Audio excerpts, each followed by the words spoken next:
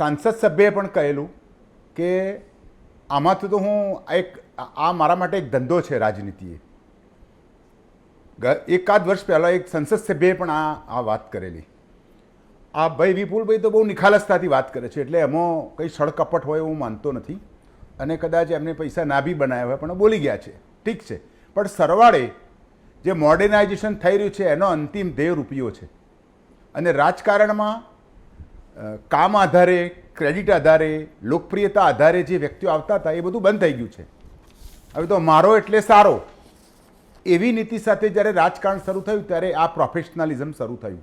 એટલે અત્યારે up to bottom, સેન્ટ્રલથી માંડીને સ્ટેટ સુધી દરેક રાજકીય પક્ષ, નોટ ફોર બીજેપી કે નો કોઈ સત્તાધારી પક્ષની હું વાત નથી કરતો, તમામ પક્ષોની અંદર મૂળ પૈસો હોય તો જ ટકી રહેવાશે એવો ખ્યાલ પ્રજાને પણ આવી ગયો છે અને આ નેતાઓને પણ આવી ગયો છે. એટલે આ બંને એકબીજાને સમજી ગયા છે. એટલે ભાઈ ઉઠાવો, આપણે 5 વર્ષ પછી લોકો ભૂલી જવાના છે